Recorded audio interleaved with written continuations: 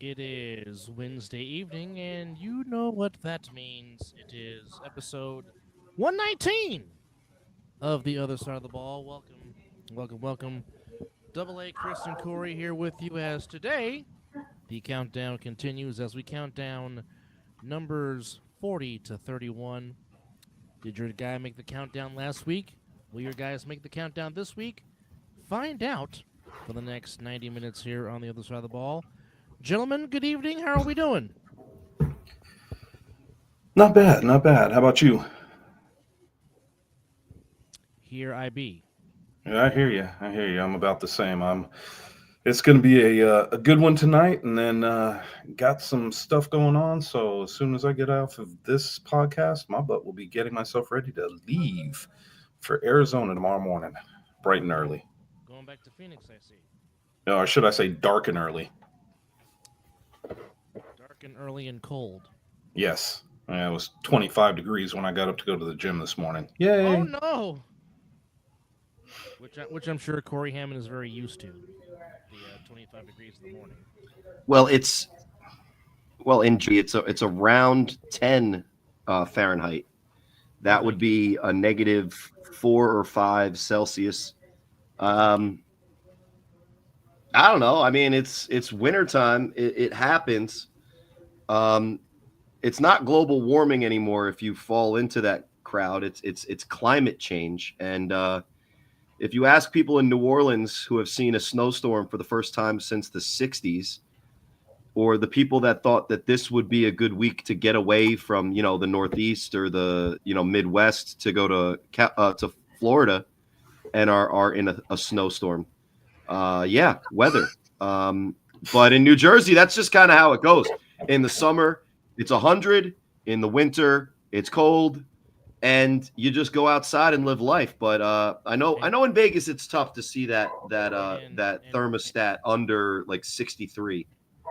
And in the heart of winter, California is burning in Southern California. Yeah, we could always go over there and get Well, and warm. that's But here yeah. nor Well, there. But here if nor you're not there. careful, it'll spread. But here nor there, we're here to take care of your A7FL Like a football needs virus. because we are getting oh so close to season 11, which again comes your way on the 16th of March. So please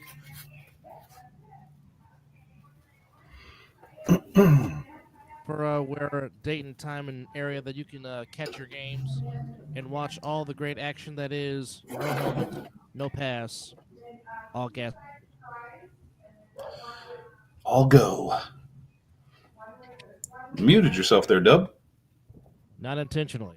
Ah, I didn't think you did it intentionally, but stuff happens. But also, don't forget, coming up in about 2 weeks, we have a 2-day winter war to where you can win some money and do some infamous, famous A7 style football. Myself and Chris will be behind the mic. Please go to a7flnb.com if you would like to register to play. And again, here are the rules just one more time. Again, it is full A7 streaming and commentary.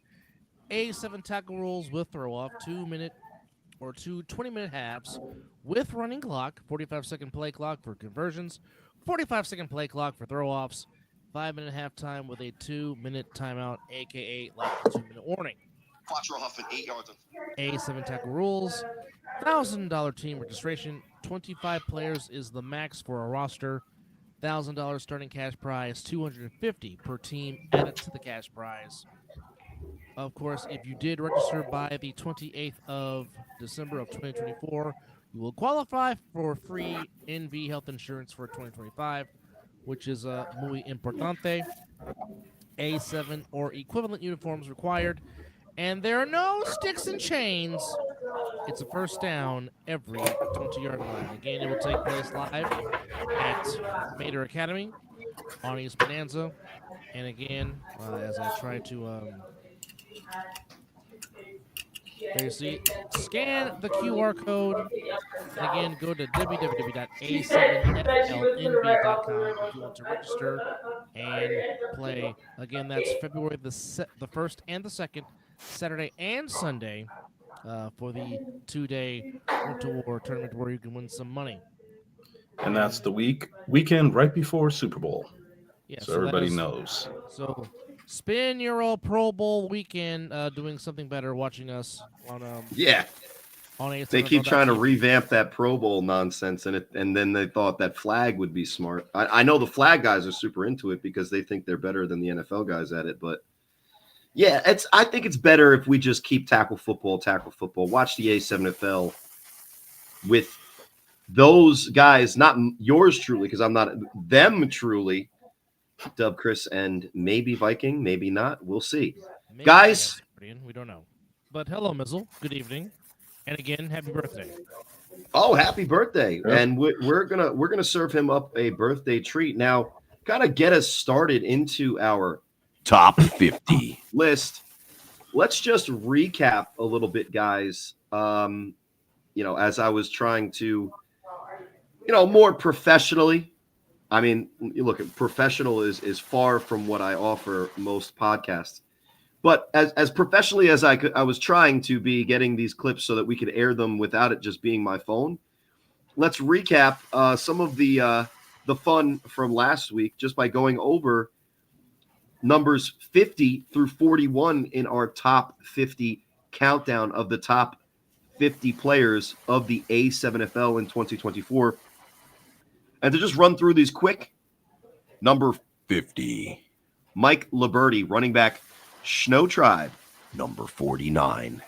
Devon Gray, number 4, the running back from the Tampa Bay Nightcrawlers. 48. Yella Peasy, defensive back for OTT over the top. Number 47. Yeah, Dub's got the governments, so you guys can go deep into the vaults there. Number 47. Divine Epps, and is that his government? Is it not? Not sure, but he's a defensive back wide receiver for the Animals. Number 46. One of the many Ramsey brothers, and specifically which one, Dub? That would be Keith. Keith Ramsey, ATH, because we're not going to pigeonhole him in one position for OTT. He does it all. Number 47. And that would be Hobby Grace, the defensive end from the former real Sin City Chaos, now the non-real Sin City. They don't exist, so they can't even be the real Sin City anymore. So can we dub him Superman? No. No. He's not Superman. He's Hobby Grace. He's fucking, he plays for, I think he plays for a team that he might He's not play Kal-El for that from little. Krypton. No, he's He not. what? He's not He- Kal-El from Krypton. No, he's not. No.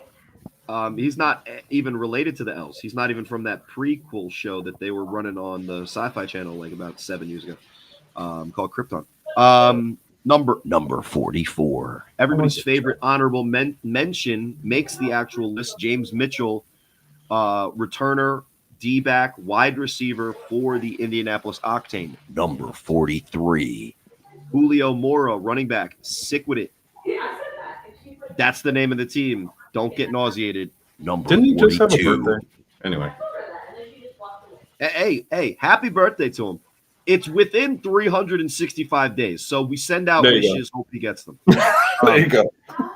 Don't Number look for him again. 42. Number 42 is Deion Fox. One of the best highlights to watch, guys. And he's the quarterback for the Las Vegas False, Dem Falses. And to round out our initial segment of the top 50, number 41.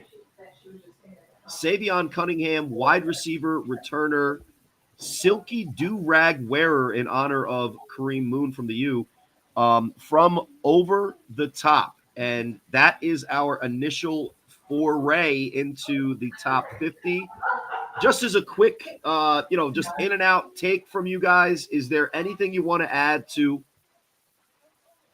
That's something. Hey, you got to go so you're not on camera looking like that, my 4-year-old son. And we won't elaborate. Won't elaborate on what he looked like. Well, we won't elaborate on what he's wearing or what he is missing. That is important. Gotcha. I am actually probably, because mommy is putting the baby down, I'm probably going to have to mute for a half second. and go run and take care of that nonsense. No worries. Cam in the chat, ladies and gentlemen, cookies and what you dip it into, Jordan Davidson.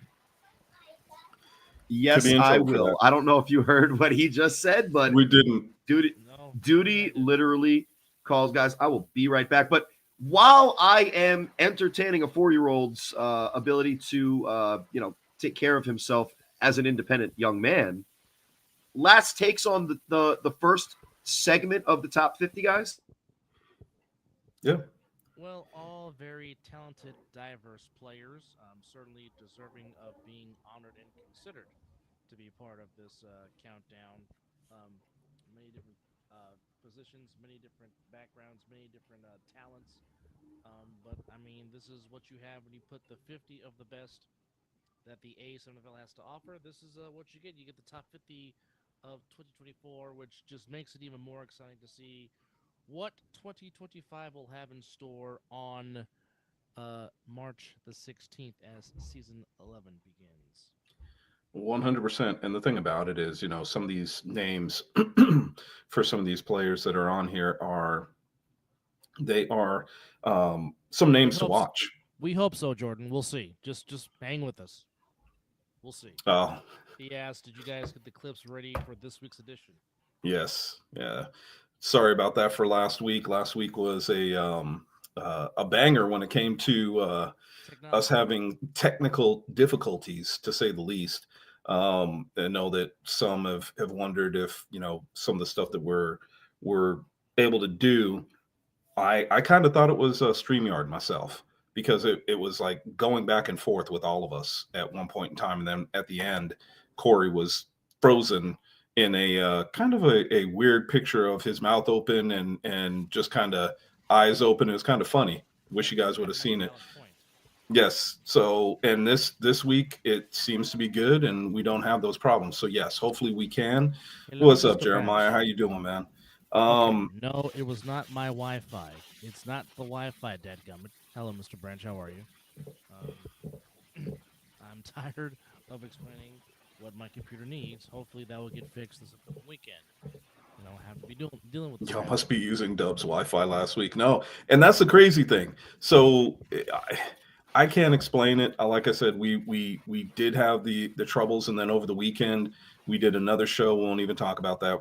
I'm just going off of the StreamYard, and did a little bit of an upgrade, and all of a sudden I don't want to say anything because I don't want to jinx it, but it seemed to be much smoother. But anyway, to Corey, to answer your question, yeah, we were just talking about this, and it seems like we're going to have a few more people to watch this year. And I think that 50, these guys that are in this top 50 are guys that if, they're playing in the come spring, and they start playing in March, these are all guys you should be watching. These are all guys that you should keep an eye on and see, what they're able to do this coming season. God bless them. Hope all of them stay healthy throughout this whole season and really show what they're made of. And what I'm interested in, I think that we should do this next season. I think that we should continue to bring you the top 50 players as we see them throughout these seasons, because I'm sure guys would like to see name changes, and guys are playing to get on this list. Well, we already have one curious question, and that is for one Corey Hammond. Corey Hammond, were you playing this year? Yes, I was. Next question. So keep going. Learn to spell. Was that like were you playing last year, or are you playing this year? It seems kind of weird the way he worded it. He spelt it were, not Yeah. where. So Yeah. I answered the question that he spelled out, and Yeah, you're right. He's great at covering this league. Just didn't Yes. spell where correctly. We'll get to that one day. It's not about me. Listen, The spelling not about always me. helps. What team I meant? You meant where. You went where, and I meant already. where? That's not bullying. It's helpful. Corrections. When where were when. All those, and we're WE''RE. That's a common mistake a lot of people make. So let's clarify it. Conjunction, what's your function? No, I'm sorry. Yes, exactly. And people sing that all the time. They don't even know what the conjunctions are. Guys, Yes, we do know what you meant. We know what you meant, but we We're got to happy give I you also am some good. brief. I'm good at evading questions. Corey and the fan moving to Henderson. I don't know. I don't think I've been sponsored yet by somebody willing to Is there a move out Henderson out the by you? entire. No, Oh, he's saying that I'm coming just checking. to. I know. I'm just giving it a little push and saying, okay, well, if that's the case, then you must be. The force. Listen, the force. Dem forces have a quarterback young enough to be my son, likely if I was really active as a youngster. So they're going to rock with Young enough to be Deion mine. Fox. That's true. They're going to rock with Deion Damn, Fox thanks. because they went from Rock Briscoe, who's older than myself, and I don't think they're going to go backwards or forwards in time, depending. But love the love in the chat. Last week we had a certain member of our league in the chat, and I greeted him with such kind words. I think that everybody's joined the chat now to engage with Corey Hammond and my nice personality, I guess. I don't know. Shout outs to Coach James. He's obviously the man. And I'm just a grumpy old bastard at this point in my life. So wait. What is this? listen, I think they're making pitches. It's almost like I'm LeBron, and after a couple years in a They league, want the I decision. want to get recruited.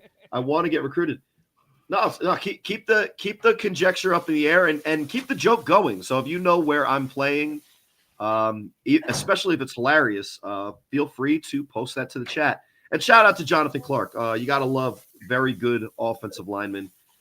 And Murtaugh, as Matt Ryan calls Willie Perry. Go Murtaugh. back to OTT. From A Lethal Weapon. Yeah. Yeah. No, I get the reference, but I mean, Murtaugh. I was just like, he doesn't really look like Danny Glover, but I kind of get the reference. But he's just like he was kind of like the old man with the young guns. Not to put too much age on him. So I like the question because it's not about me. What happened with the Snow Tribe, Corey? That is an interesting bit of kind of inside A7FL. Nothing is 100. Bro, Willie Perry is 29. That is awesome that you're that young. But I think Matt was calling you as if you were older than you were because of the fact that you told us you needed oxygen after those amazing long runs 2 falls ago. So shout out to William Perry, Gotta get back in the shape. now defensive lineman, right? Who once upon a time on the D line. Well, once upon a time was a quarterback option for OTT, throwing bombs to Savion Cunningham, our number 41 guy, which kind of segues nicely. Let me just address the Cam note about the Snow Tribe. Nothing is 100% official, so I'll just give you the conjecture, the behind the scenes kind of like we'll say rumor mill. But the rumor is that the Snow Tribe and the Patterson U have done the dance, the thing, right? The and they're merger? forming the Ultimate Fusion. I think somebody's floating the name the Schnoo Tribe. It sounds stupid. What? It sounds stupid, but Well, anyway. what'd you just say? The Schnoo Tribe? Yeah, you got to combine the U and Snow Tribe, so it wouldn't be. Sounds like the Bedrock Shmoo crew. It wouldn't. Yeah, exactly. It could be the U Live crew, or how about the U Tribe?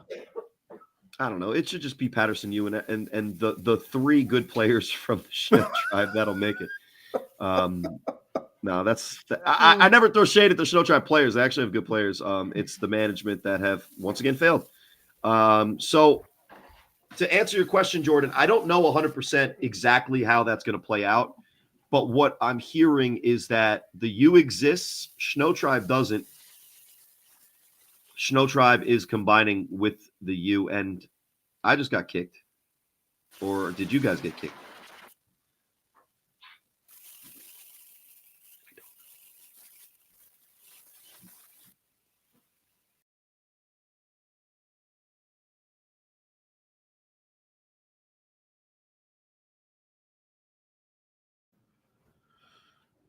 Yo, what happened?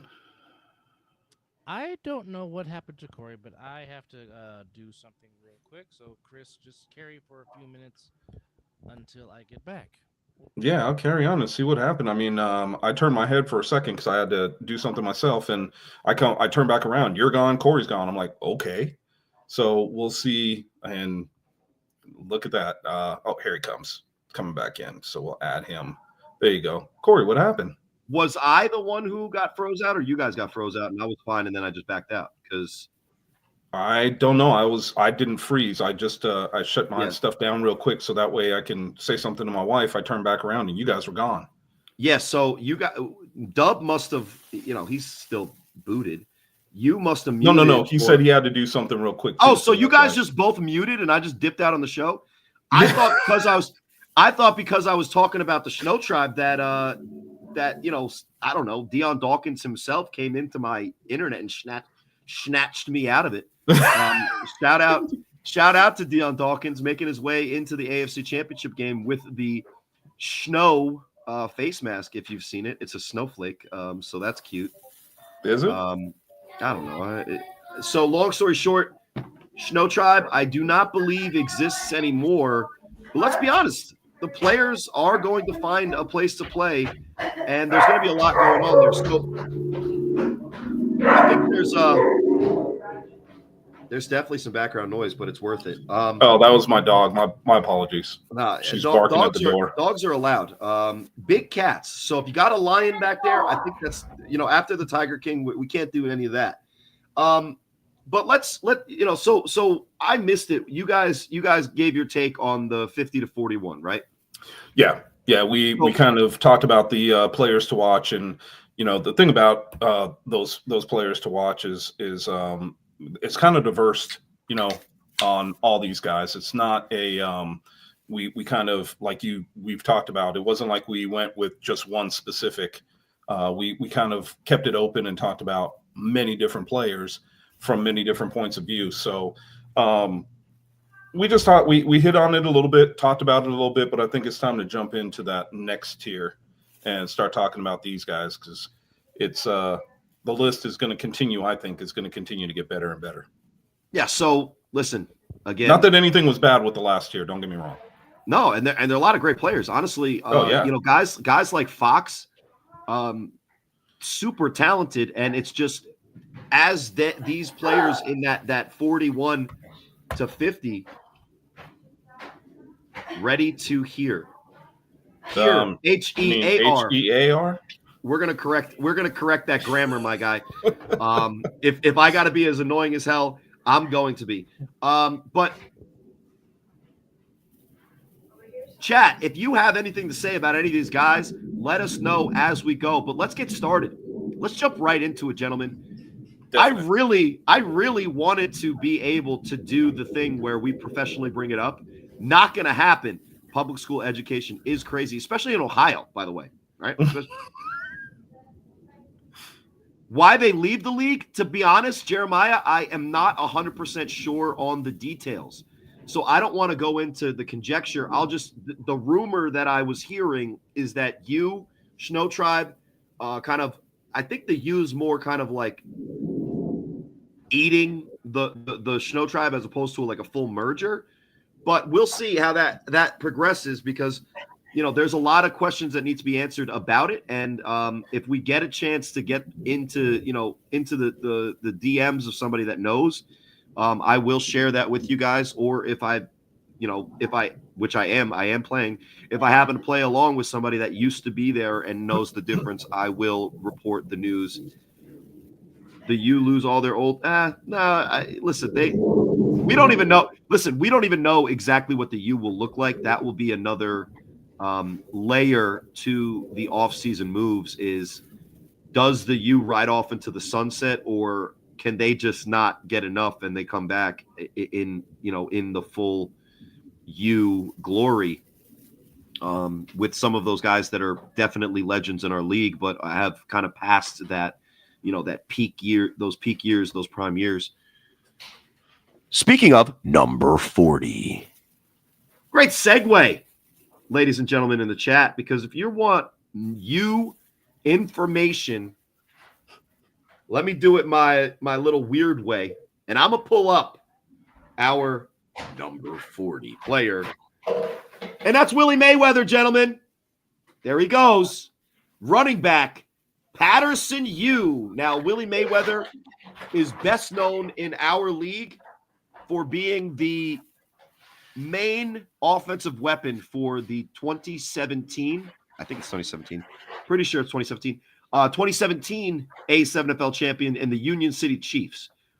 A 1,500-yard rusher. I think he had 20 touchdowns. With the U last year, he in a crowded backfield, he was their leading rusher. And in this game, ladies and gentlemen, I'm going to pull up the next clip so we can kind of clip it up. In this game against my team, he rushed for 270 yards, which is a little excessive, I'd say, when you're going head-to-head against me. But, wait, what's this? Oh, what is that? What is that, ladies and gentlemen? What was that? Is that a Corey sighting? I don't know. This is the game. This is the game that we were doing. No. Oh, there's another Corey Hammond sighting. No. I'm not going to do that. I'm not going to do that to you guys. All right, so we're pulling up the Mayweather highlights nicely. Let's go. There we go. Mayweather. Okay, there's Willie Easterling. Oh, who's that guy? Who the hell is that idiot? Look at that dime. Okay, by the way, just for everybody that's hating, ran it back twice. Oh, there you go. This I promise. Yeah, you can read this real quick. I promise. No, I won't. This I promise will be Mayweather. Here he goes. 40, 30, 20. Okay. So we kind of get a taste of it. 270 yards, and I believe 3 or 4 touchdowns against the Renegades last year. That was one game. He outrushed a lot of big-time A7FL running backs just in one performance. Wish he could have, spaced it out maybe a little bit in a game that I had 3 touchdowns, but whatever. But Mayweather is that bell cow running back for an offense when they lost Huff. Let's be clear, that will factor on into Huff was down for how many games during that? I'm pretty sure it was 4 or 5. I'm pretty sure it was 4 or 5 because after the second or third game of the season, he kind of he saw the road in front of them. They felt confident that they could take care of business, and he wanted to rest up for the playoffs, in which he got healthy, in which he played against the Nightcrawlers who didn't bring their guys. And Huff then proceeded to get injured on a 3-on-1 return as the thrower. Keep the ball away from me. I don't totally understand. I'm just going to say this. I don't totally understand having your starting quarterback as your 3-on-1 throw-off guy. That was that. I mean, it was. Yeah, there's got to be other guys that could throw the ball that you don't have to put your starting quarterback in to do so. Yeah, especially because they on paper at least they had that game in hand when Logo Davis and Mark Bagway and Rico Brown, et cetera, didn't show up for that game. But the kind of competitor that Huff is he played for the Animals when he was with the Animals. He played both sides of the ball, right? So he played corner and quarterback and threw the ball off for him. So it was one of those freak things.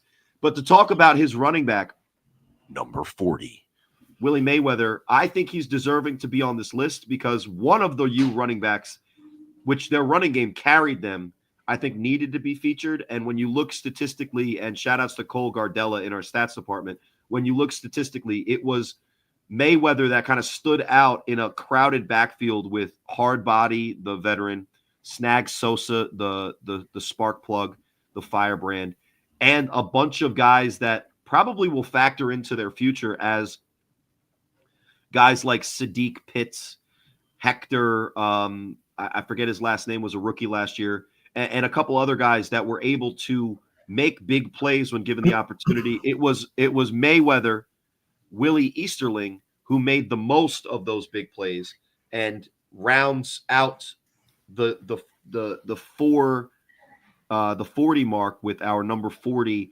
entrant on our list, Willie Mayweather, running back the U. I mean, I just filibustered forever, and I showed highlights of myself. So I've really went full Corey Hammond on number 40. Do you guys have anything to add with Mayweather? You know what? I think that that tells you the talent that was on the U for last season. Of course, BIC had a little bit more talent and showed it at the end of the season. So I think that when we look at the two, it's going to be interesting to see if the Patterson U truly are teaming up with the Schno Tribe and what they're going to put out there for a team next. Well, I keep saying next season.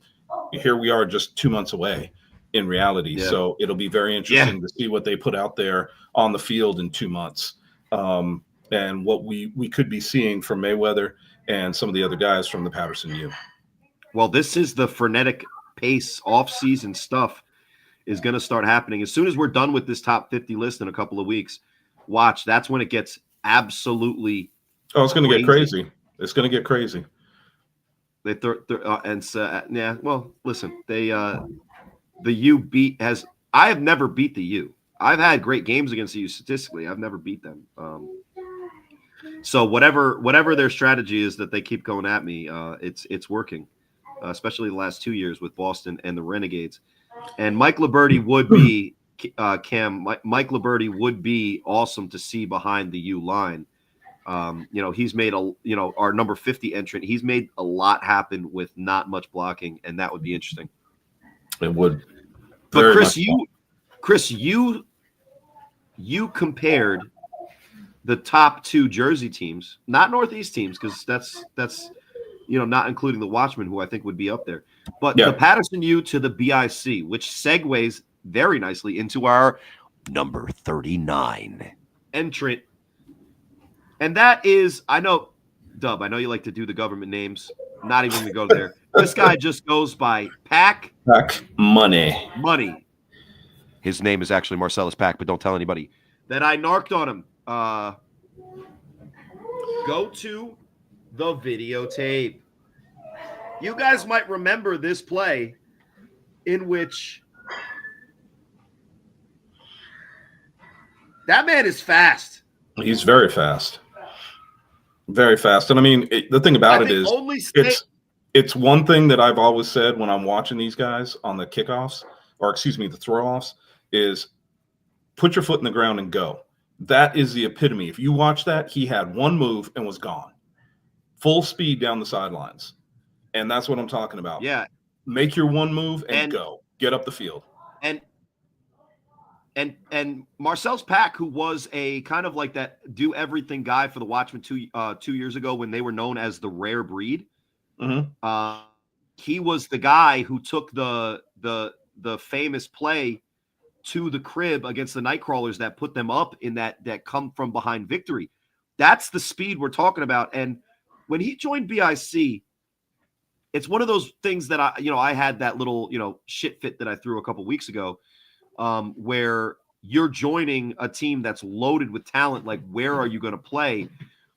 Marcellus Pac found a niche. He found a niche, and he led the league. Was Pac the guy who made ESPN? No, that was Kason Campbell. The rare breed never made me ESPN. So Kason Campbell's number 21. He's the Huss damn one.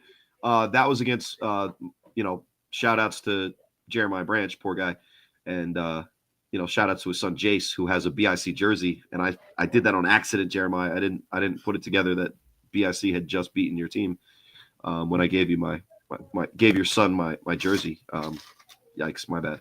But that was like an inadvertent troll, but I guess just Corey Hammond just be trolling, like even on accident.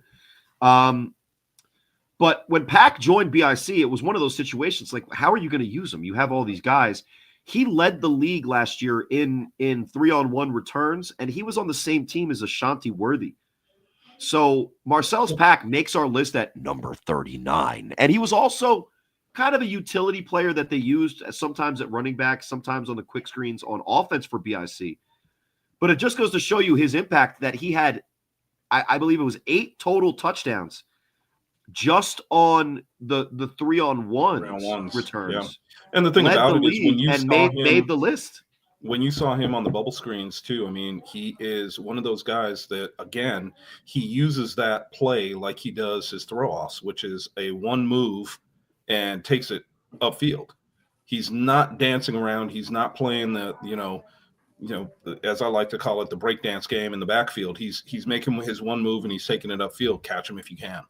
Yeah, and I think on a kind of like a more macro level point, when we talk about speed in these divisions, I think it's fair to say, at least at this point, that the Vegas division has like maybe a higher, just collection of overall team speed and fast guys. I'm going. It's very hard, but Corey, it's very hard to, and I want to agree with you, and it's very hard because we've seen guys from different divisions too, including Florida, that are very fast. That's 25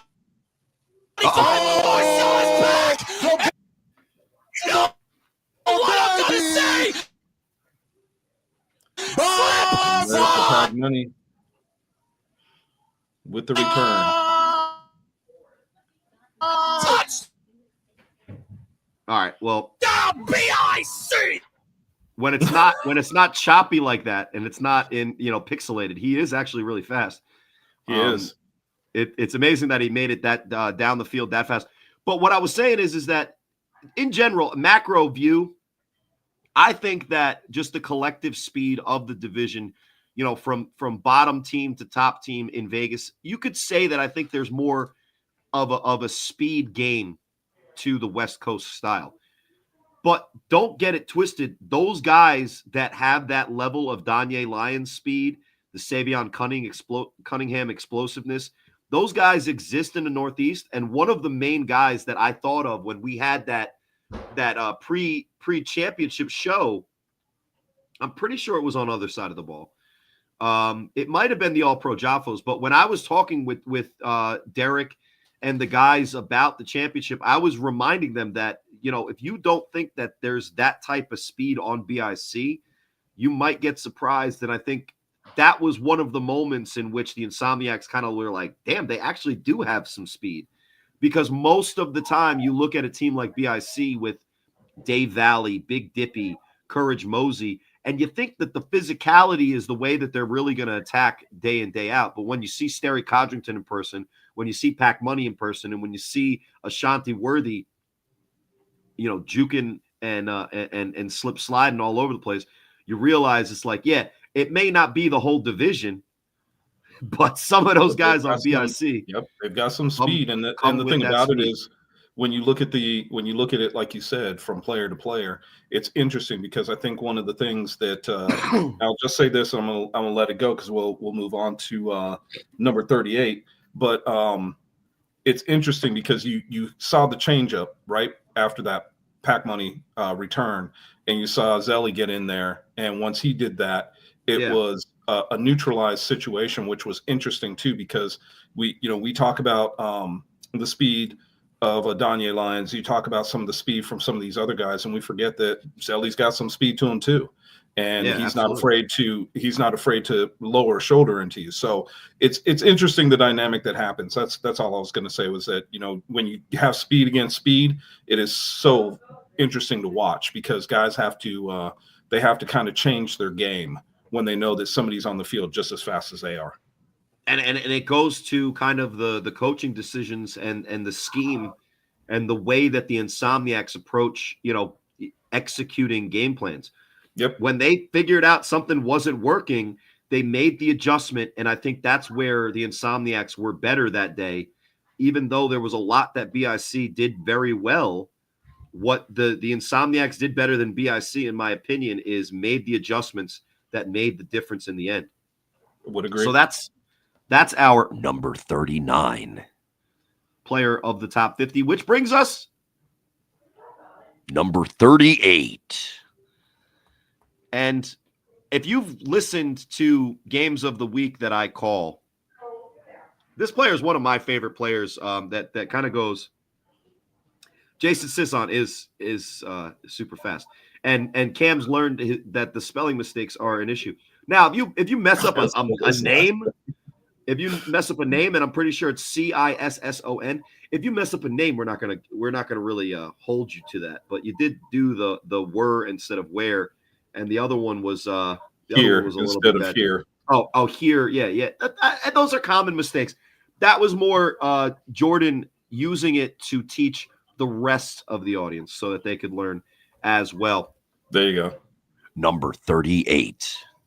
Yeah, I'm gonna pull up the tape of an old running back for the Watchmen, Amari Thomas. Now, you may recognize this game as the semifinal game against the old Nightcrawlers. Nightcrawlers, yeah. And this is him out of the backfield, stops on a dime, runs such a great route as a running back that he makes the defender fall down.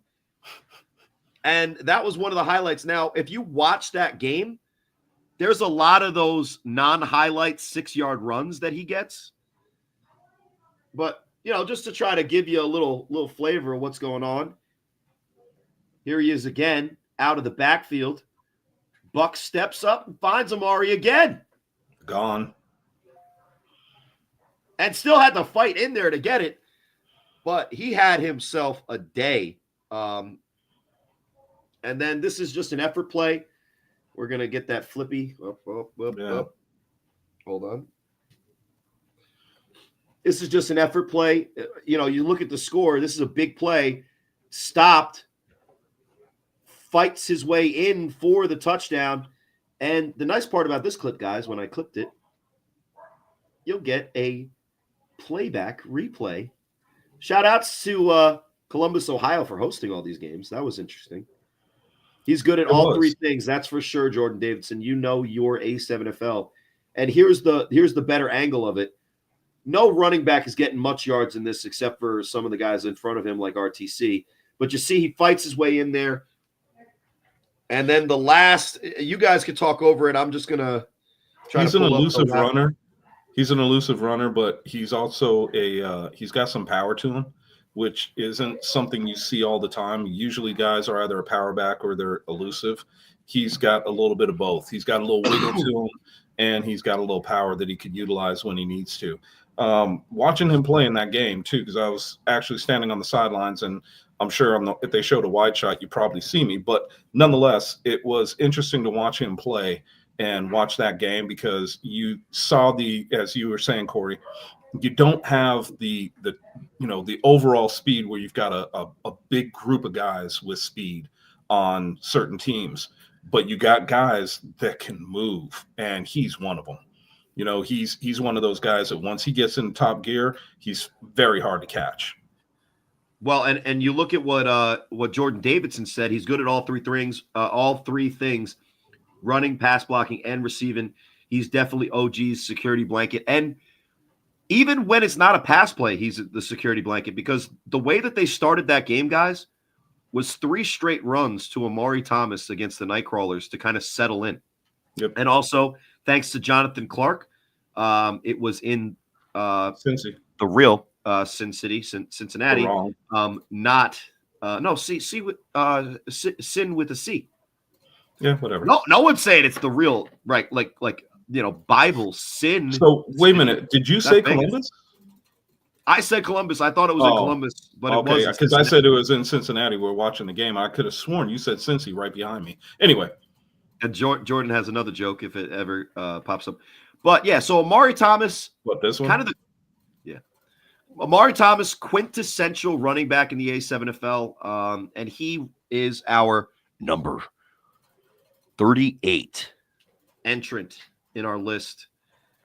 And speaking of Jonathan Clark's former team, now I'm going to be honest. I will forward all of you to this young man's Instagram because apparently he is really into the old helmet cam and posting every single highlight that he has, even when he gets burnt on a route at the cornerback position. But don't get it twisted. Our number 37 player, not this 2024 campaign, but in 2023, according to the fan vote, he was the defensive player of the year. Now, just to be clear, that doesn't fucking matter when it really comes down to it. And I'm sorry to troll him, but let's give him his flowers. And he's ahead of a lot of players in our league if he's at number 37. Cornerback, formerly of the real Sin City, now fake, Chaos, Drizzy Pope, who, to be clear, I've seen get burnt a couple of times.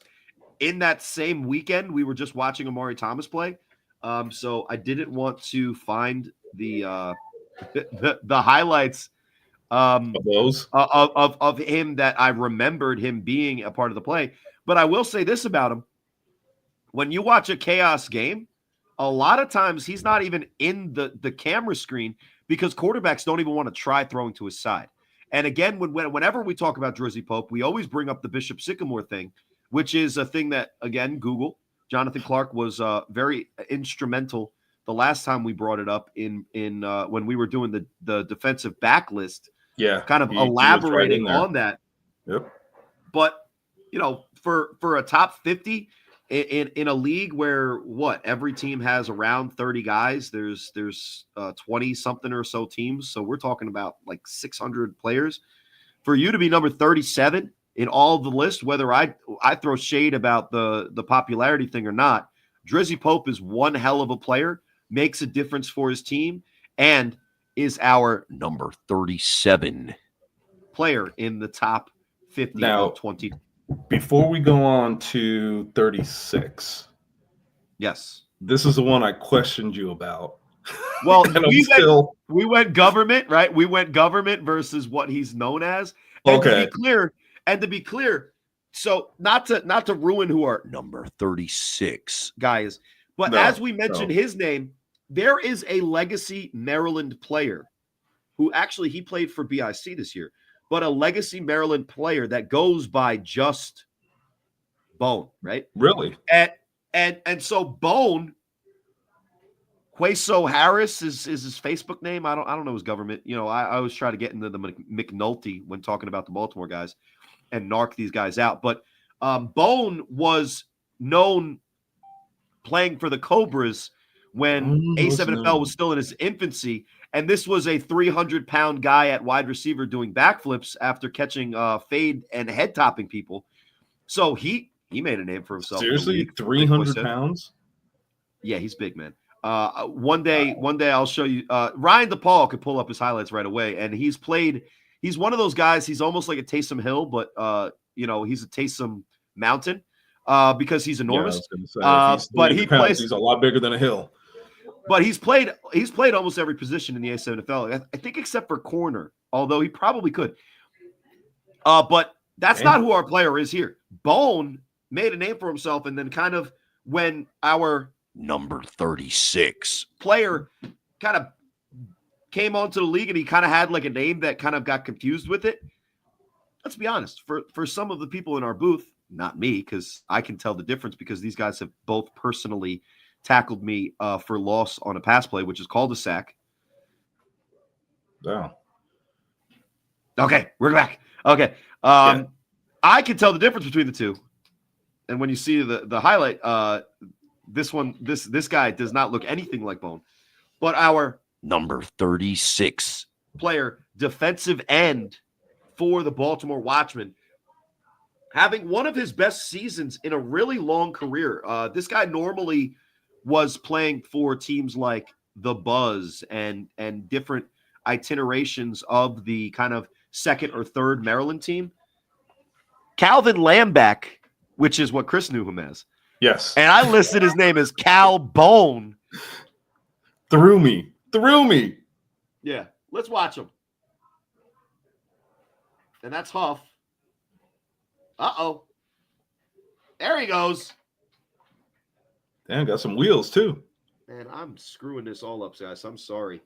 The That's up all right. and down, the up and down one is tough. But that's a pick six against the Patterson U from the defensive line position.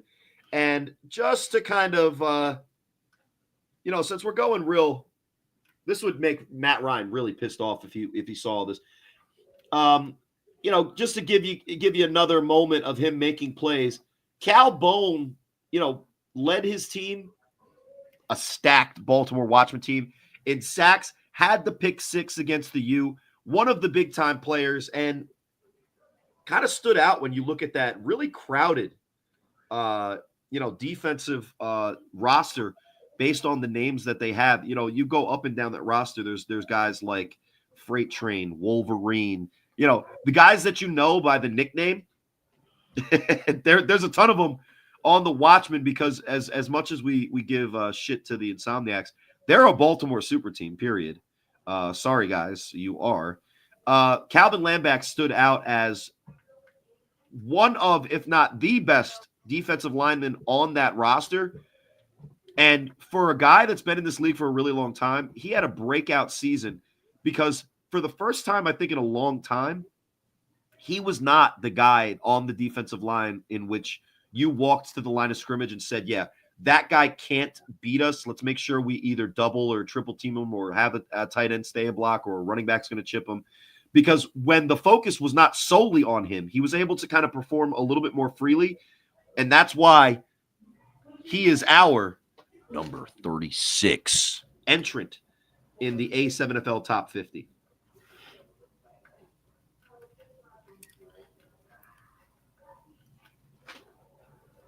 All right. So, listen, I know the Baltimore Watchmen guys are specifically Chris's favorite, especially the ones that go on RTU and just troll mindlessly without watching a second of film. So, It's fun. To kind of put a nice little cap on that guy, let's shift back, boom, across a couple of time zones for our Number 35. entrant on this beautiful list. This is one of the best lists of all time. Beautiful list. I've never seen a list like this ever before. I'm going to have to work on it because it's probably going to be the only way that I get through the next 4 years. It's not bad, Mr. President. It's not bad. It's all I got to do is get the orange face paint. But guys, Dub, get ready for the government. Get ready for the government. There it is. No, that's his shit rag, man. That's what There's no poop stains on that. What do you mean that's just shit rag? There's no shit stains on that. It's just yellow, orange. Dub doesn't have the used ones. That's what he uses, and he flushes it down the golden toilet. The golden toilet, right? This is what I use to clean my computer screens and phone screens. It's a microfiber cloth. And that's what Donald Trump uses to wipe his orange ass. Because he doesn't want to be reminded that he has to put on the makeup everywhere so that he you don't see all the fat folds. So what are you saying, that it's orange back there too? I mean, he wears a diaper, so maybe not. I don't know if he pays the makeup artist to go all the way. You know what? Don't knock wearing a diaper. When you're watching football games and you're drinking beer and you don't want to get up to go to the bathroom, it's a gorgeous thing. Listen. If you're a race car driver, I'll allow it. What's up, Zelly? We already mentioned you and your ability to stop one of our to neutralize pack money on this list. So so you know. I love the look on Dub's face because Dub has been over here watching football with me many a times, and he's probably thinking about it right now. When did this guy never got up to go to the bathroom?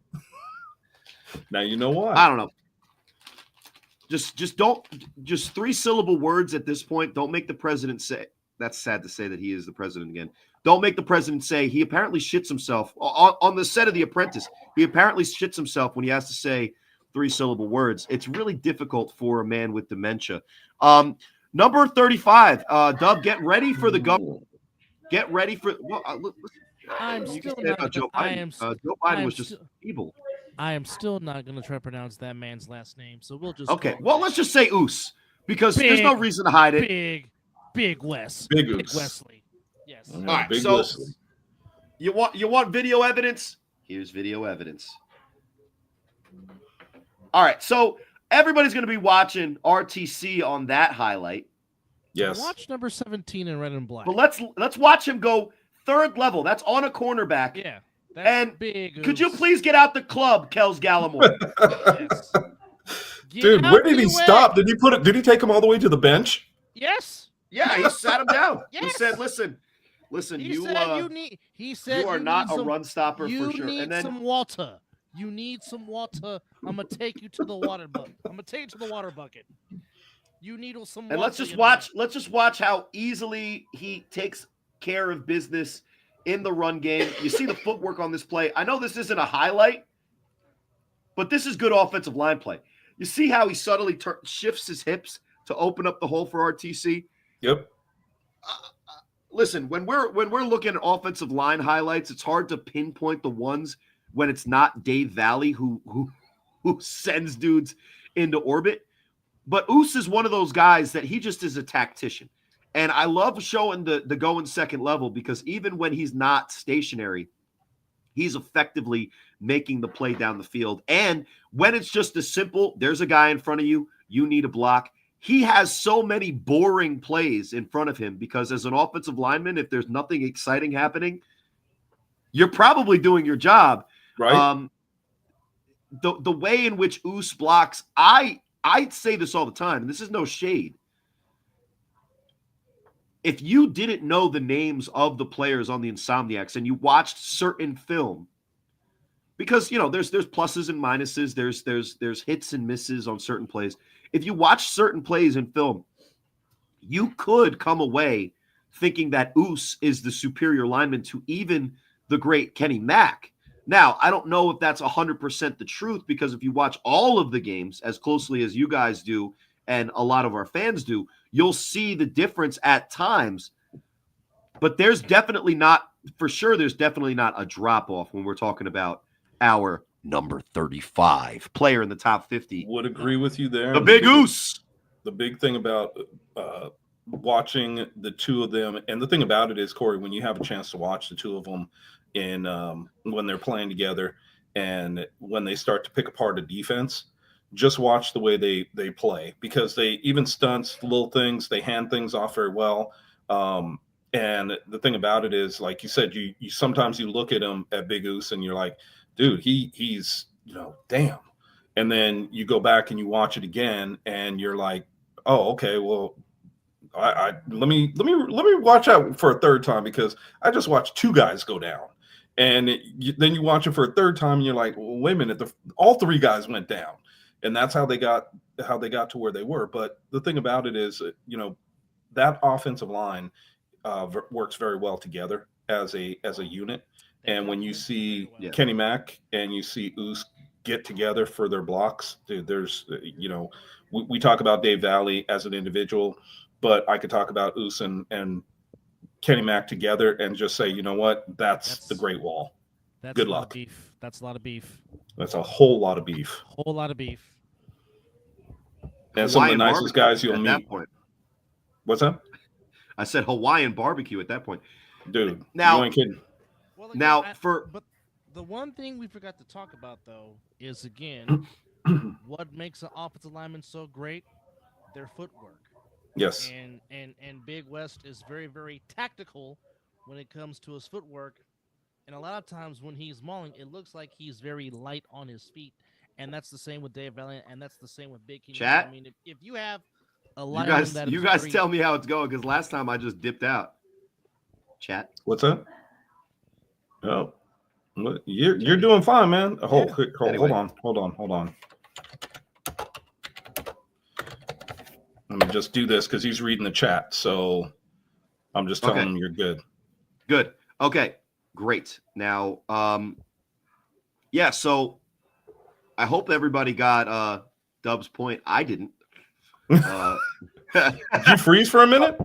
Something happened. You guys were circles, and then I saw Oh. my face. I was like, I'm not doing the same thing I did last time. But to kind of put a we were Go talking ahead. about their foot. We were talking about their footwork and how they're all three of those guys that we just mentioned, Mac, Oos, and Valley, how Yep. they're so light on their feet, yeah, and that's what makes an offensive And lineman so Schwenk. good. Is their light and Yeah. yes, Yeah. Yeah. is the footwork. And the thing about it is, you watch all the guys. You watch all three of the guys from the Insomniacs. You watch Dave Valley when they're playing O line, and I wouldn't believe that guys that big could have that good of footwork. I mean, they are they're very, and I agree with Dub 100%. They're very light on their feet. Even though when you're watching them, you're looking at how big these guys are. You get caught up in watching them from the waist up and what they can do by pushing people around. But if you kind of train yourself and you start looking at speed rushers trying to go up against Big Oos, forget it. His footwork is so good, he can get you. And the thing about it is he'll take you right around the backside of the quarterback with no problem. Right. And, I've seen that with Dave Valley. I've seen that with Kenny. I've seen that with all of them. And the thing about it is Schwank has great footwork as well. So to see these guys and what they're able to do with their footwork is just incredible. And not to mention Big Oos's wingspan because his arms are so lengthy.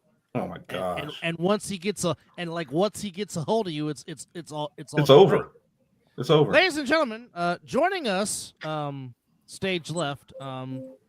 He looks like he's starring in the Poltergeist, but nonetheless, Mr. Duncan has joined us, and yes, he is here. Welcome, sir. Go in. Go into the light. Welcome, sir. Jordan Davis, Thank don't get ahead of ourselves. We're focusing on these offensive linemen, and you're correct. If you watched our offensive line list, 76 from the U, which is how everybody talks about him. He was on the list. He was on the list there, Jordan. He was on the list. And no, it's not. Don't even you're gas station.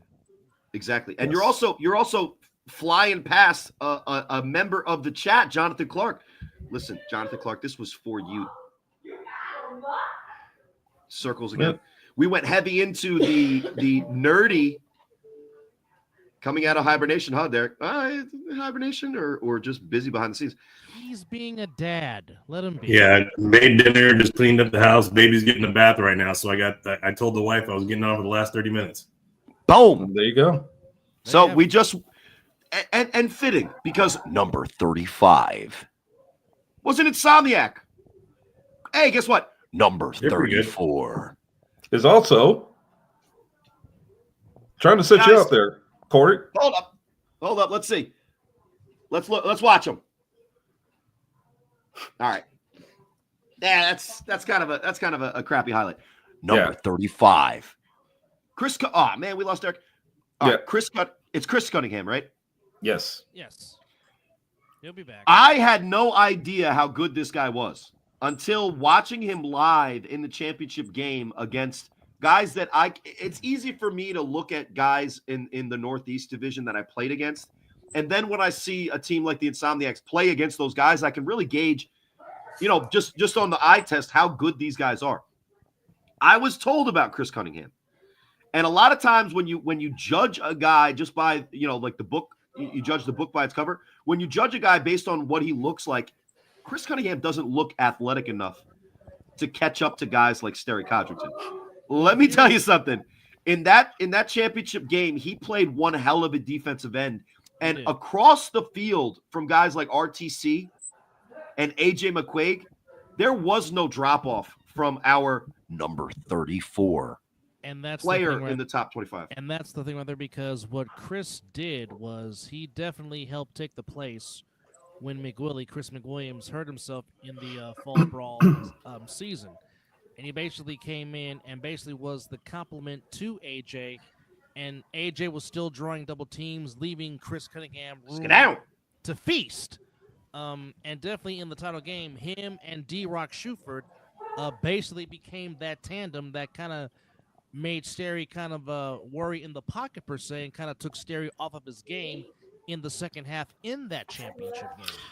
Well, it got Sperry watching the rush and not always looking at his wide receivers down the field. I mean, let's be real. You saw it if you were watching it like I was, obviously on TV and watching the playback. There's a couple of times where I did a little bit of a rerun to see the play again, even though I knew it was coming, because there was a couple of times, well, more than a few, that Chris was getting in the backfield pretty quick, and you could see the quarterback was getting rushed in his trying to make his decisions to throw downfield or to run, and you saw that change in the second half, because in the first half he looked very comfortable. Sperry looked very comfortable with what he was doing, and he didn't look like he was worried about the rush at all.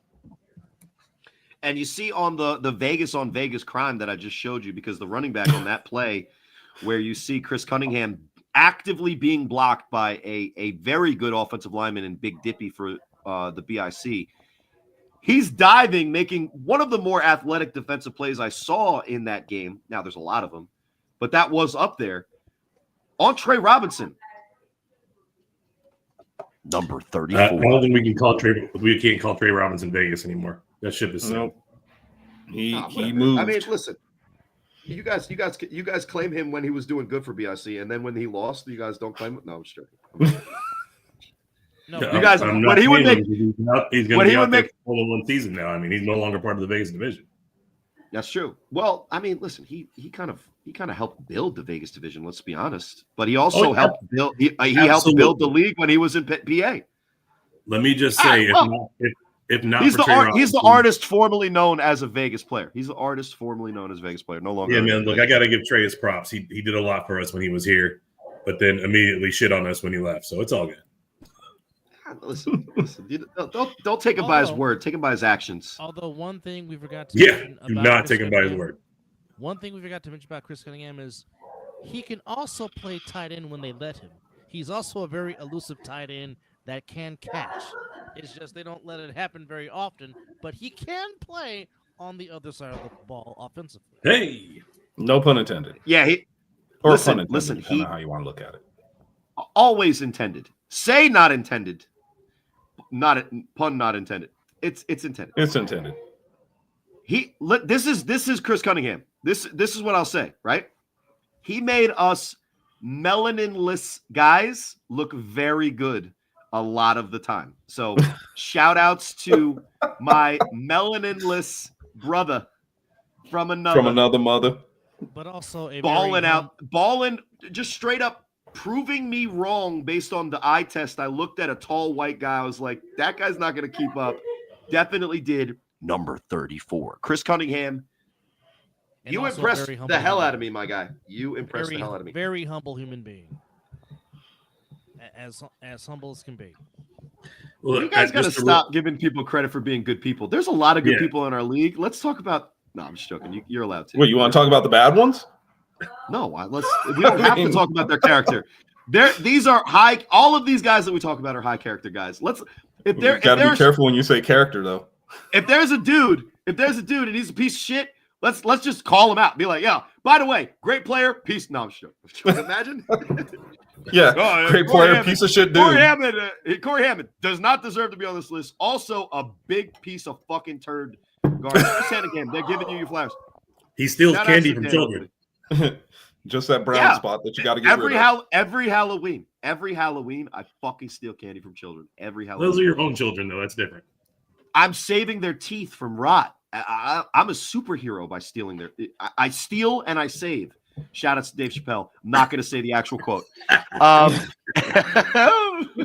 get us It's so canceled. simple to make. He ravages and he saves. Ravages. Oh my god. Yes. Wow. Yes. Yes. No, I don't ravage anything. Candy, maybe actually. That's That's what why I I'm saying, gained a little candy. weight around Candy. October. He only steals a bag or Out. two during. Derek, Halloween. that's what her name was. No, I'm sure. That was terrible. Number 33. So listen, let's take a quick break from our Insomniacs guys. Honestly, a lot of the Insomniacs guys are a little bit higher on our list, let's be honest. But I want to introduce our number 33 player by just showing everyone what he can do. Number 33. Oh, I'm Is going to this try the my catch? best. Oh, that is the catch. Oh, there. Go up and get it, young man. Go up and high point that ball. And listen, let's extra credit for knowing where the camera is. He's not a New Jersey guy. He had no idea pregame where that camera was. This is a guy coming from like a 6-hour drive, shows up to Asbury Park. As soon as he makes a play against the Patterson U, shout outs to the Snow Tribe, makes a play Is he the against one that Patterson drives U. from Alabama? No, that's a different dude. Oh, That's a okay, I different was dude. going to say. Amatrice Hall, our Number, where are we? 33. Number 33. 30. I was gonna say it, but then I didn't want to mess up. Number 33. Amatrice Hall, best wide receiver in the Midwest Division. I think that's for sure true. unless you count Keno Thomas, who I don't even think is a better wide receiver. He just might be a better He's playmaker just an based on athlete, statistics. period. Yeah, Yeah, just a Keno better does a athlete. lot. But this isn't about Keno. Keno thinks he's the MVP of the league. He's not by a long shot. But Amatrus Hall might be the best wide receiver that nobody talks about in our league. This is a guy that when the Heist needed a big play, and by the way, They went to the him Heist every had time. You The would Heist- go to. the Heist had a better record than every team in the A7FL except the Insomniacs, Sick With It, BIC, and the Nightcrawlers, and the Chaos, which, whatever, they don't exist anymore, so whatever. The Heist in the regular season were 7-2, guys. This isn't some like, oh, give Ohio their props. No, this guy's making plays, winning games. And yes, it's the Ohio division. Enter, disrespect here, chat. But what? While we're on the topic, how great would it have been to see the Heist come back and take that invite instead of the Animals? Like, would we have gotten as good a game against BIC as we got from the Animals versus BIC? I mean, it was an invite thing, and they turned it down to stand in solidarity, is what they said. But Yeah, I love they the game didn't we want to put on get their versus asses beat on national television again because they knew what was about to happen. No disrespect, copious amounts. No, I don't think. No, for them to come to New Jersey again, to make that journey again, and kind of be prepared for a team in BIC that was just kind of just waiting around, waiting to just destroy somebody. I like Mo Lovett, the quarterback for the Heist. I like Amatrus Hall for the Heist. I like the kid Andrew Ruffin. There's a bunch of guys. Hunter Henry, even, who was the former quarterback and then plays wide receiver for them. There's a lot of good things to like about the Heist. They even have like an enormous, huge guy that's more of a mascot that just goes out there and his guts all out and it's all like glorious and shit. The Heist have a lot of things that make you want to watch them. Short answer to your question, Derek. Absolutely fucking not. You're going to trade away that Animals BIC game? Come on now. Hindsight's 2020 clearly, but what if is what I want to say, because before that game was put together, we were like, "Ooh, the Heist would be nice," and then they said the Animals like, "Oh, really?" again, and then the Animals showed out and had a great showing on offense, and one of the classic games that we'll ever watch in this league. Breaking news from our guy Jonathan Clark, insider. Amatrus Hall is now on the QC Crush, the Queen City Crush. Oh my! I'm gonna pull up some more Amatrus Hall highlights. Can I say? Can you give me a better highlight than that? Yeah, I know it. There's shorts. Or if you send them to me, I can put them up. If you send them to me, I can put them up. I'm here to help out now. I'm sorry. Honestly, Derek, I'm a little late to the party, and my computer was glitching when I said, "Yeah." He did something to the club there. But here they go, double pass, and of course they're going to throw it to their wide receiver extraordinaire, and he's always ready with a ridiculous, dance situation. Well, he is open by 5 yards. This is more the tactician stuff. Boom, touchdown. Great route. You can't see it there. Shout outs to Mo Lovett, the quarterback for the Heist, delivering a dime. The tactician stuff, this is what I was actually going to show, is when he makes the catch in the middle of the field, this is the kind of guy he is. He keeps his balance after the big hit. And even though he gets corralled, that was just a highlight that I found that showed his escapability, because a lot of times he's running good enough route to be wide open and score the touchdown. But Number 33. Amatrus Hall, almost in the top 30, a guy from the Heist. Check that out, Ohio. And you don't know what's coming. They don't know what's coming. And now doing things for the Crush coming up on March the 16th. Yes, a lot of things. Great things, potentially. We will see. So, guys, Hall, Keno, Javi Grace, all on the Crush, and the QB Kozak. Seth Kozak, guys, I like that kid. For the Chaos last year, he was kind of their backup, but then when they wanted to, they would put him in. He's more of a traditional guy. You guys know how I like passing quarterbacks. That's going to be interesting because there's also a guy, Pennington, on the Crush, to see who starts at quarterback for that team in that division will be But you're also huge. talking about Keno being on the crush too. So I mean, they've got their Yes, that's what I'm saying. they got some quarterbacks that can play. Nice. I like that the Phantoms are a thing, guys. I like that the Phantoms are a thing, and that's the little Miami team, right, Jonathan Clark? That's correct. Yep. So Ohio can't fucking help themselves. By the way, they go Sin City to start, and then when they lose Sin City, they go Miami in the face of the Florida division. So listen, eventually there's going to be Miami's actually the name of that city, though. It's different. Fair, but Well, yes, because there is a next Miami of next Ohio. year. The Miami Next year- Ohio Redhawks. Next year, Ohio division is going to have a team called the Jersey City, and yeah, fuck it, right? So let's take a quick, guys. The battle for the Ohio. Zelly, don't denigrate them so far. We like the Ohio guys. They try.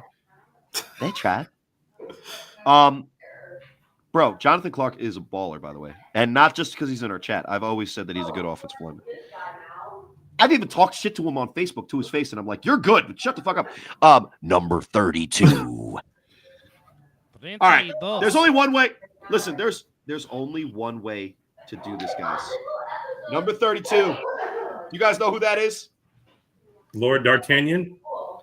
Close. Not Oh. D'Artagnan. That would be Three Musketeers.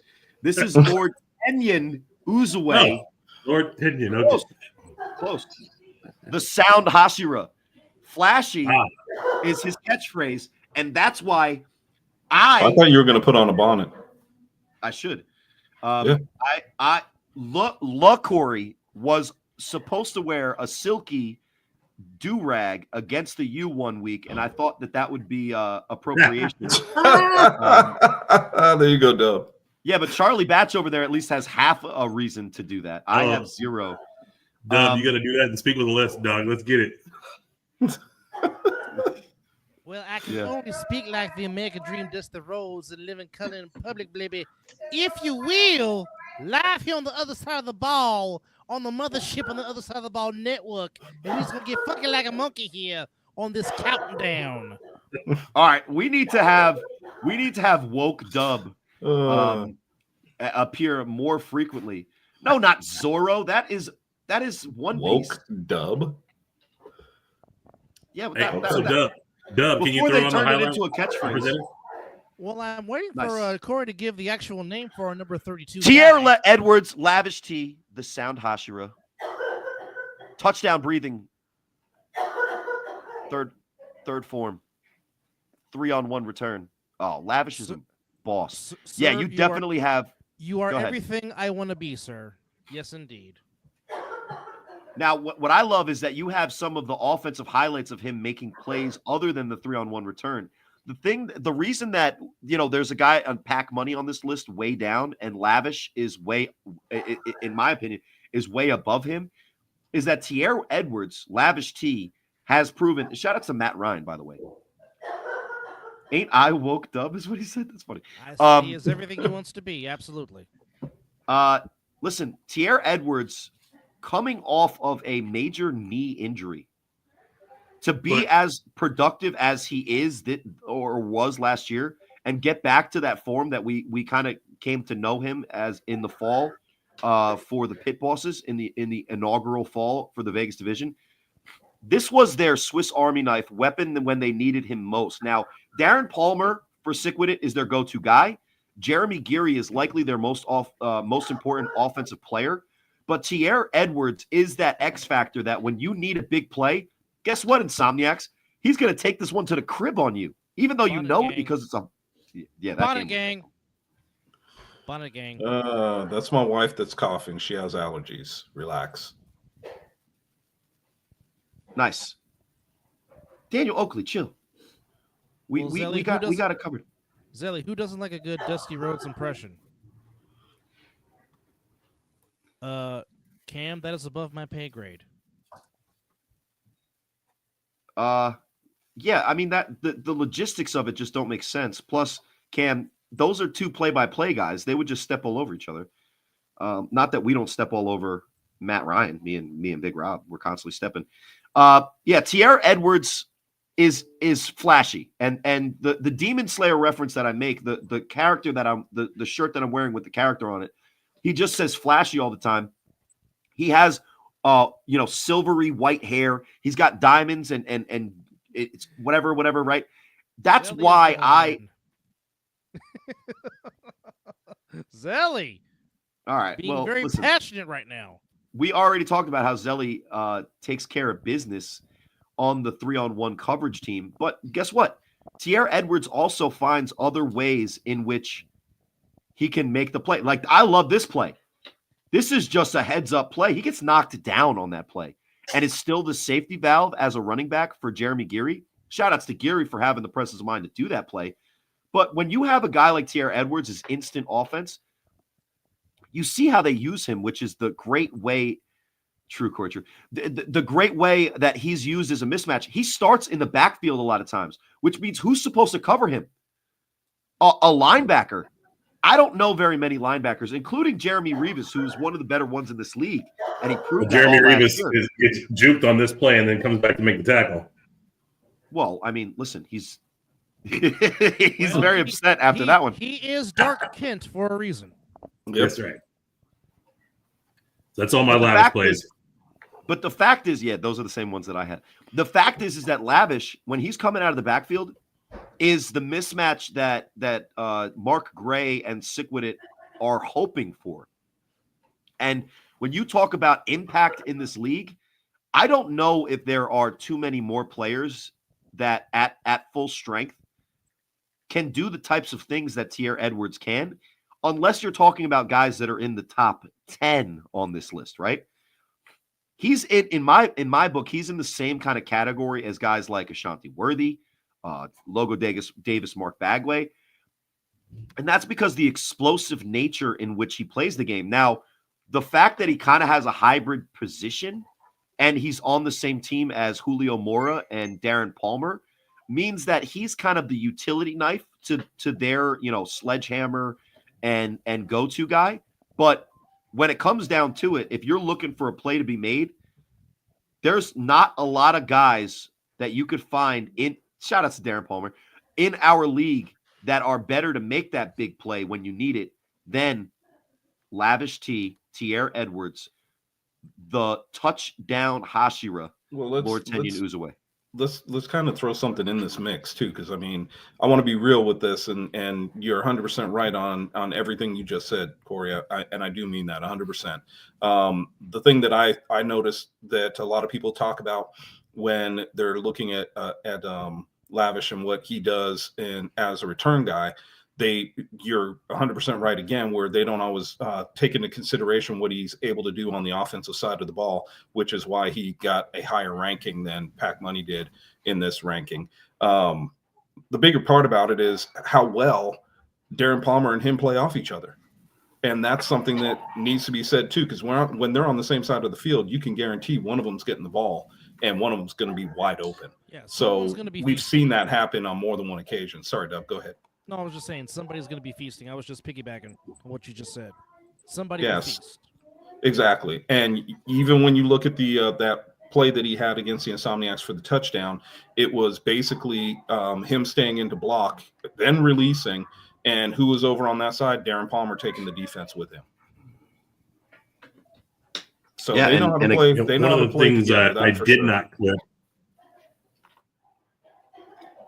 So one of the things I did not clip because it was going to be hard to explain in the clip was there's a run play where they fake it to Lavish in the backfield and it draws two guys out of the play and makes it wide open on the other side for Betts.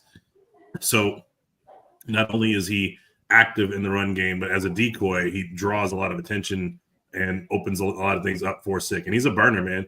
He'll get you over the top in a heartbeat. And other than James Mitchell for the Octane, he was the guy that we all mentioned in the most lists, right? And maybe another guy that we're about to mention as well. But we mentioned him in the running back list, even though I don't think we listed him as the running back. We went with Julio Mora, which was more of the traditional running back for Sick. Correct. Mentioned him in the wide receiver list, even though most of the time he's lining up in the backfield for Sickwit, at least this season. Uh-oh. Number 31. By the way, the other guy that we mentioned, we're about to see here. And if you're waiting for Tone Smith, the linebacker, You're looking at the you would wrong be guy. wrong. You would be wrong. Our number 31 guy, Jaden Webb. He's a rookie, right? think No. so. Well, yes, he was a He made rookie his- for he the made his A7FL debut. regular season. He made his debut. Yeah, in the fall brawl. doesn't technically count. Yeah, exactly. Yes, he you made his are debut in the correct. fall, bro. He made his debut in the fall. Look but at that guy fishing. The rest of the league got to see him this spring, being one of the key cogs in the Force's quest to making the playoffs last season. I mean, there's really nothing he cannot do on the field. If you need returns, he got you. If you need to guard the receiver, he got you. If you need to throw it deep, he can also do that. There's many traits to Jaden Webb's game, and but the thing about it is, he is the epitome of a team player. Whatever the coaching staff asks him to do, he'll do it, no problem. And also, as we've said so many times, he's not afraid to get down and dirty with the best of them. Yeah, and you look at this highlight. That's a big man that he's taken down from the pit bosses, and for him to, with no hesitation, make the play, guys. That's not just a guy that plays corner and then goes to the sideline. Wait till you see the other highlights of him working with a guy we mentioned early on last week in De'Aaron Fox, as maybe the off, definitely the over the top guy that blows the top off the defense for the Force. Maybe the go-to guy on offense for the Force. And we talked about this a little bit too, where if you started to pair quarterbacks with their wide receivers, these two would definitely be in that top 10 when we're talking about them out of the Vegas division for sure, and who knows overall for the A7, because you start to see Fox really looking for Webb as the year went on, and he became a very big safety blanket for Fox, which is a little weird because you don't always see a wide receiver as the quarterback safety blanket, which is interesting to me. But man, he looked for him on a lot of broken plays, and they seem to be on the same page. When in doubt, he looked for number 12. Unfortunately, these are the only three stats I pulled. Corey, you had some more that I didn't grab. I got the old here. Let me do my nonsense. You drop them in the chat. I can put them up here. Let me try, because one of them's the return. Here we go. A skadoosh, right? To quote the great Jack Black. One is sent, Derek. So fans are getting this in real time. Oh, the excitement.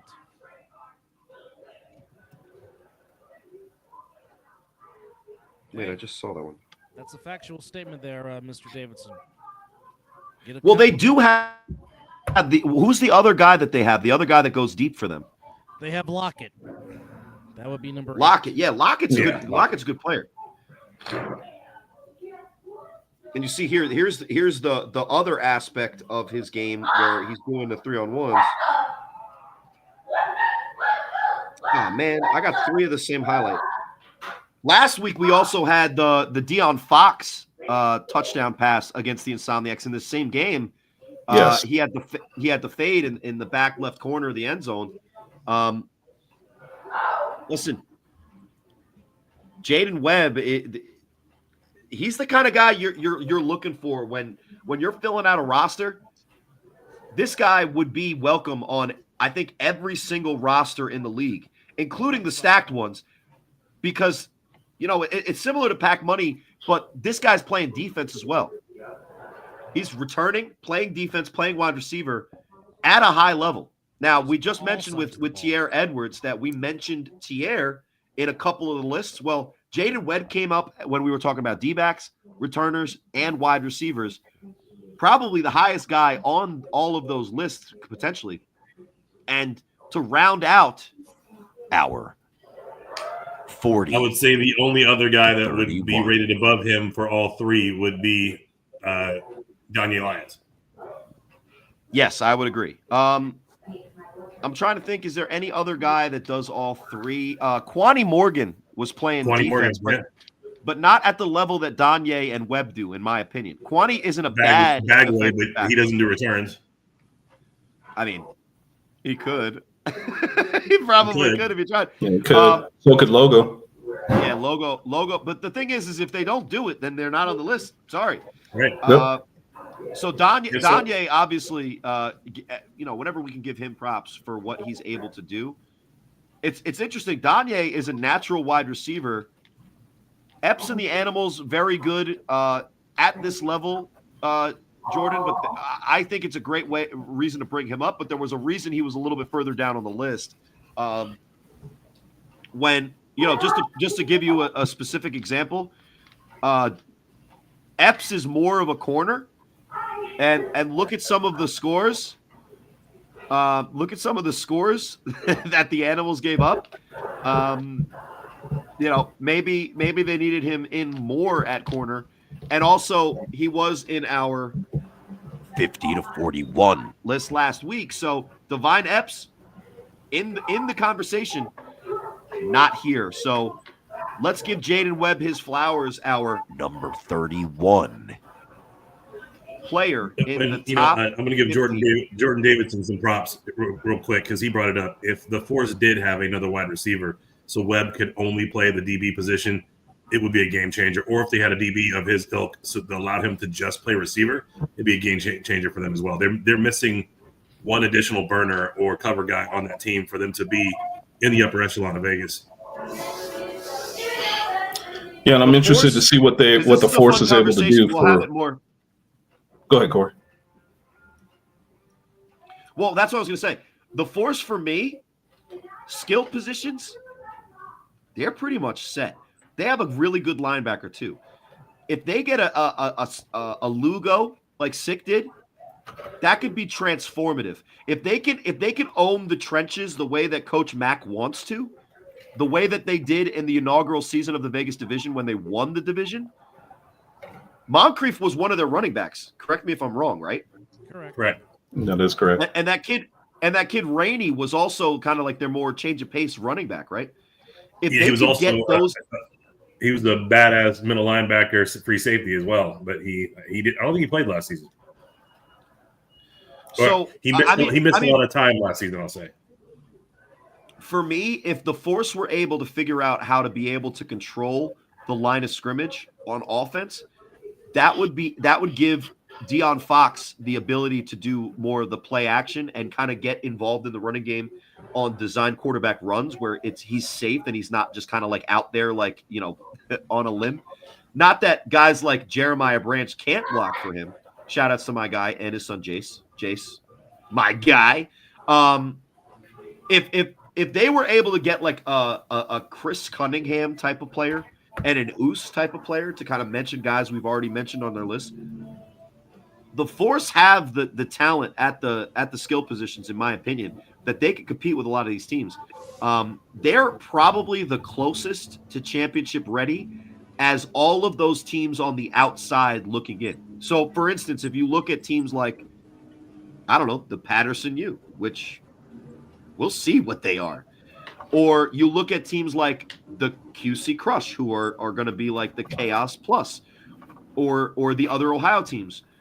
If we're not talking about Sick, Insomniacs, BIC, Watchmen, and the Nightcrawlers, that next tier, and I know we already did this show I just got to stay healthy. Well, listen, if you keep eating like you have been with those beautiful briskets and ribs, hopefully you will. Force defense is pretty good for the most part. The most points they allowed in the last two seasons was 34, I believe. I think another wide receiver to help out Webb, they would be dangerous.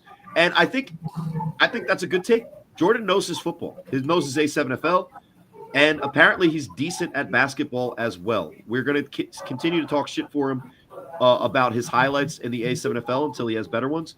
But that's my guy, cookies and milk, Cam. So that's the list. To recap, as we are making a habit of going over, guys. number 40 Willie Easterling, known as Mayweather, running back, Patterson U. number 39 Marcellus Pack, a.k.a. Pack Money, kick returner, BIC. number 38 Running back, Watchman, Amari Thomas. number 37 Whatever team he's on, Drizzy Pope, the self-proclaimed 2023 Defensive Player of the Year. Corner, formerly of the fake Sin City Chaos. That's for you, Chris. I said it once. Thank you. 36. Defensive end for the Watson. Chris knows him as Calvin Lamback. I listed him as Cal Bone. We figured it out. Number 35. No one's going to pronounce his name correctly. Oos. Offensive lineman, Vegas Insomniacs. And somebody's really excited about that Big Wesley. What is it, Dub? Big Wesley. Yes. Wesley. Number 34. I can say this one. My melaninless brother from another mother, Chris Cunningham, defensive end, and apparently Pope is on the Phantoms. Thank you, Jonathan Clark. We'll see more. Damn, Jonathan's got his fingers on the pulse, doesn't he? He is the Oh, yeah, Adam well, Schefter he's of on the AF7FL. He's the Miami product. He's gonna be saying 305 and playing All the way Pitbull in live. background. Chris Cunningham, defensive end, and also apparently, according to a tight end for the Insomniacs, even though we didn't see it. Number 33. Wide receiver, kick returner, Amatrus Hall from the Covington Heist. Number 32. The touchdown Hashira, Lord Tenyon Uzue, Lavish T. He's got so many names. It's like Daenerys Targaryen. Tierre Edwards, running back, wide receiver, ATH, returner for Sick With It. Number 31. Get sick with it. Jaden Webb, wide receiver, cornerback, kick returner for Dem Fosses. Damn bosses. And that's our list. Hello, Brent. How are you, Brent sir? Smothers, where did What's you up, go? Brent? You're the fake Sin City, Queen City crush, right? Brent? I think he is with the Crush now. Yes, I believe so. Shout outs to Brent Smothers. So, guys, our list 40 to 31. We got through it.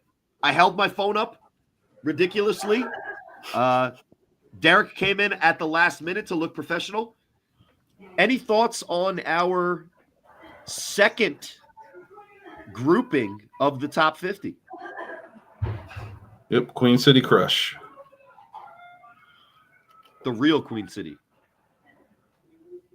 There's Not another Charlotte. Queen So City. thoughts. I dig the list. Corey, thank you very much for curating and being Amari the primary Thomas. driving Bang! force Oh, behind damn. this. Really appreciate. That's you Amari putting Thomas on the forth block effort. here. Hello. This is. Sorry, Derek. Go ahead. Chaos. The Purple Chaos. Okay. I'm just saying, I really appreciate you putting this list together and being the driving force and curator behind most of this stuff. So it's very good of you to spend the effort, and we all appreciate it. I'm trying. You know, I'll try. Very much I haven't so. said that in a while. So, Gone. listen, just so everyone is aware, next week, we're going to start getting into the nitty gritty. 30 Yes, to 21 is going to include a lot of big time players. I'm going to work on getting Derek and et al. These highlights in a more professional form. And trust me, the players that we're mentioning and that are coming up are going to have plenty of highlights for us to watch. So chat, I'll throw it to Dub in a second, but chat, if you have any qualms or comments on our 40 to 31, let us know. That's what the comments are for. Shout out to our commenters, Jonathan Clark, Brent Smothers, Cookies and Milk, Jeremiah Branch, Christina Keener. I think that's of Vegas Force Lore. That is correct. Live with 2-5. Darren That's right. Palmer checking into the chat. Of course, Zelly Daniels. Matt Ryan sighting. Hey, Cam, you get what you get and you don't get upset. Okay? This is the podcast that you're getting, and it's beautiful. Don't be upset. Shout outs to Willie Mayweather that's running in the background. And who could forget William? And a guy not on this list. Who? Oh, look at this. Oh, I just scared the shit out of my wife. She's over here putting sequins on my daughter's But dance look costume. at the form. Look at the form that Corey What Hammond. form? Look at All right, the throw is actually pretty good. I'm not gonna lie. That's why I snuck it in here. But if you throw and this, you took a hit and still delivered. that's the what I was ball. gonna say. To make everybody in Vegas happy, look what I have to deal with on a daily basis. Now you might not see the rest of that highlight, but let me tell you, that is. Yeah, Sun daily basis. Well, you know, we're all here for Corey Hammond abuse. I absolutely got murdered on that play. Now I wasn't the one who actually got a potential head injury on that play. Shout outs to Jimmy Flott, and a big screw you. I was gonna say a bad word, but I don't want to get him mad. To the Honey Badger, not Tyrone Matthew, but Sadiq Pitt. Was that Sadiq Pitts or was that the Honey Badger? I don't know. It doesn't matter. But guys, I had fun. Thanks for having me once again. And Doug, you want to take us the hell out of here? Well, before we do get out There's of here, there's just definitely promotions coming up, I think. there's a friendly reminder just coming up to you back on the 1st and 2nd of February. I don't know why I got September on the mind, but it's February the 1st and the 2nd. It is the 2-day Winter War brought to you by A7FL Nevada. Again, please scan the QR code or please go to A7FLNV.com to where you can get all the information if you want to participate. Again, it's $1,000 running cash prize. A7 rules and with the throw off. Full streaming and A7 commentary. 2 20-minute halves running clock. 45-second play clock for conversions. 45-second play clock for throw offs. 5-minute half times. And 2-minute warning each half. A7 tackle rules. Again, 25 players is the max on the roster. $250 are added to the already $1,000 team registration and $1,000 starting cash prize. A7 or equivalent uniforms are required. No sticks and chains. First down every 20-yard line. And we'll be once again coming to you live from Matter Academy East in Las Vegas, Nevada. And ribs and chicken, according to Mr. Branch. So if you want some ribs. And no links, just ribs and chicken, no links. Send me the links for the links, dog. He wants the links. But again, if you Damn well better be some links, Jeremiah. Come on. But again, if you've already registered by the 20th of December back in 2024, you do qualify for free Nevada health insurance for 2025. So that is a very good. Gonna need that with the raw milk, guys. The raw milk. You're gonna need that. Oh, and by the way, we have this part, but he also said you got to do this as well. Taking pre-orders soon. So there you have it. Yes. Pre-order your ribs and chicken for the tournament. And also, of course, the big moment we're waiting for is, of course, mac and cheese. I'm sold. You said mac and cheese. I'm sold. Other side of the ball brought to you by Jeremiah Branch Cooking. Jeremiah Branch making good shit. Special links for the other side. God bless you, sir. But also, don't forget, coming up on the 16th, it all gets started over again as the march to season number 11 begins. Can the Insomniacs join the Patterson U at the table with 3 titles? And will they be the first to three-peat? Or will there be a new challenger to try and take the crown away from the Wolfpack again? That is March the 16th. Season 11 awaits us here in the A7FL. Matt Ryan, you like my munchie face? Nah, it's not menacing. It just looks goofy. And there it is if you want to, again, register one more time. Chris Cunningham says, Jiu-Jitsu mats, but never on the field. Okay, there we go. Branch Catering and Unique Treats. Well, there you go, folks. We got beef in the chat. You know it's a good show if there's beef in the chat. Boy. Speaking of beef, Branch Catering and Unique Treats. Brought to you by. And Lavish basically unleashing some passion. So, once again, there you go. Please subscribe and like, share with your friends. Part of the other side of the ball. And hit the alert bell so you know when we go live. So when Mizzle and Dub come on at 1:30 in the morning, you get a notification. Dang, what the hell is that?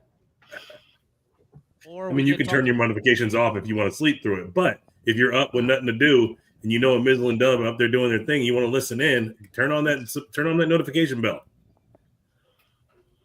And good night to you, Mr. Davidson, and hello, Mr. Zachary Cicerone. But I nonetheless, just thank wanna- you. Zachary Chicharron. I said Chicho. Cheech. not Chicharron. I got said Branch Catering Cerrone. still on the mind. I guess. I was trying to roll my S's. My bad. Are you hungry? Probably is. But nonetheless, thank you to everybody for chiming in. Did your guy make the list? Did you not like the list? Tell us in the chat and see what happens next week as we count down number 30 to number 21. Special thanks to Mr. Duncan for chiming in after his dad duties and giving us some good highlights. And as always, thank you to Chris and Corey and the whole Bonnet Gang, bang, bang. But for everyone here from the other side of the ball network, from the ASNFL, we say thank you for watching, and we will see you for episode number 120, and we'll see you on the other side of the ball. Good fight. Good night.